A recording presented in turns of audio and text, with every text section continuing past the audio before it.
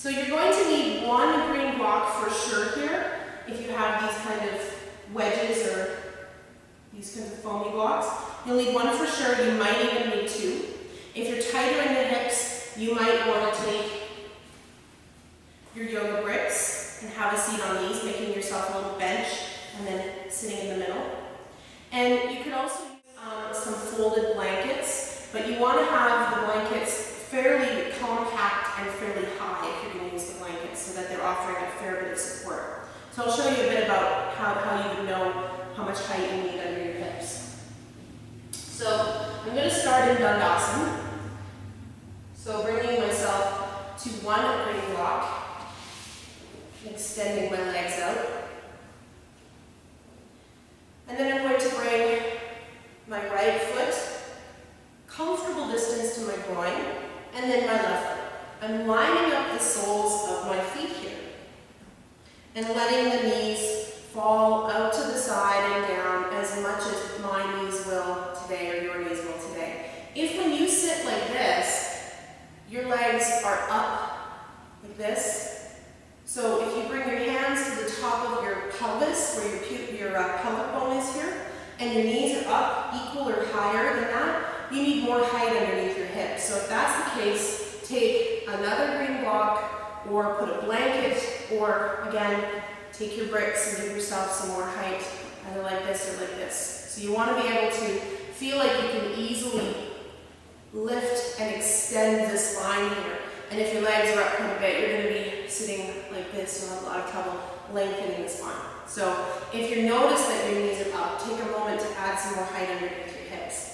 And then you're just going to gently hold onto your ankles and let your knees fall out to the side, however much they will here. There's a couple of things that we can do in this posture to help to encourage the knees to come down. And that may or may not work for you, just depending upon where you are as far as your flexibility goes. So one of those is bringing your four fingers here to the top of your feet and your thumb to the arch of your foot, right at its highest point. And then slowly but firmly and gently pulling the thumb along the arch of your feet so that you're spreading your feet like they're your favorite book.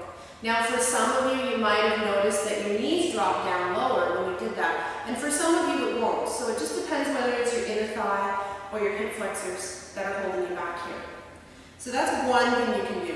And your feet may not fall apart yet like mine do here. So if you're tighter, your feet may still be together. That's okay. Eventually, the feet start to open up with practice.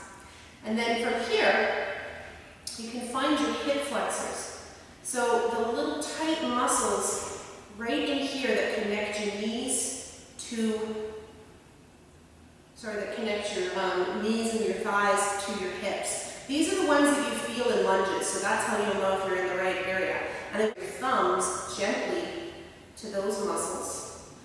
And sit up tall. And then gentle but firm pressure on your hip flexors and fold forward a little. Now, if this feels comfortable for you, you can bring the hands forward. But don't bring the hands forward if the back starts to round. So if the abdomen is starting to crunch and the back is rounding here, then you'd be better off sitting up tall and just holding on to the legs until the legs open up some more. If you can keep a long spine and start to walk yourself forward, you may come here or you may come lower. Maybe if you're more flexible, you'll be able to bring the elbows down, still keeping the heart offering forward and the back nice and long. Eventually the forehead comes to the floor here with a nice flat back and an open heart. And I won't be showing you that because that's not my eventual reality yet. So again, either staying up here tall, if this is where you're experiencing a stretch. If you're not experiencing any stretch here and the legs have already dropped down, then you can start to walk yourself forward, maybe pausing here, maybe coming to the elbows. Eventually, maybe the forehead comes down towards the floor or towards your feet. But again, we still want to think about length in the spine and offering the heart forward. So it's very common when we start doing seated forward bends with back to just start to round here and we start to slump in the belly, stick our head forward, which is really not very good for our backs. So, Baddha Konasana, bound angle, sometimes translated as butterfly posture. I hope that's helpful.